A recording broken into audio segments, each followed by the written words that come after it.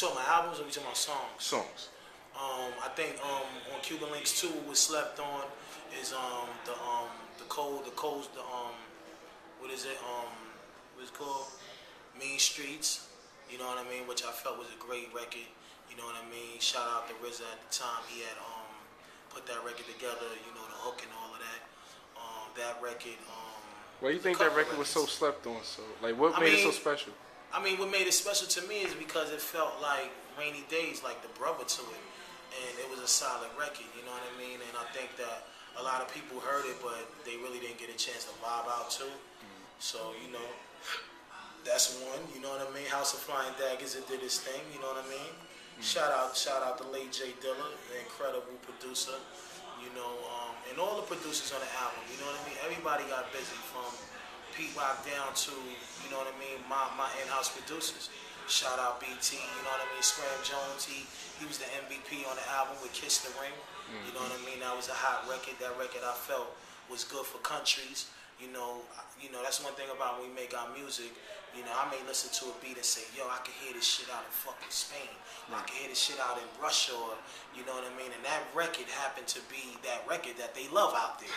Believe it, yo, my nigga, I tell you no lie, they love that fucking record across seas. You know what I mean? Shout out Elton John for even, you know, clearing it. You know what I mean? Which is very rare. You know what I mean?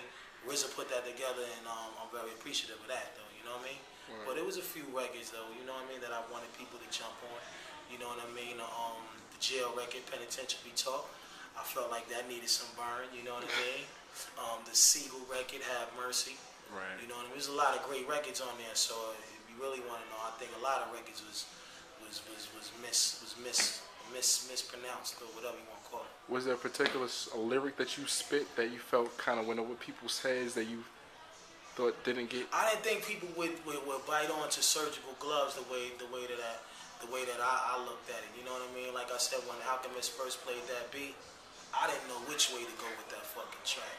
You know what I mean? And I was like, damn, like, how the fuck I'm gonna approach this shit? You know what I mean? But people loved it, and you know, I just jumped in there and did what I wanted to do. Speaking of Surgical Gloves, Chris Webber talked about Surgical Gloves on TNT. I don't know if you caught that. Yeah, I caught that. Word, that was hot right there. Shout out Chris. I know he's a producer too. So his ears, like, he has an ear. So you know what I mean. For me to sit there and see this man, you know, big it up like that, I definitely salute him though. He's definitely hip hop all the way.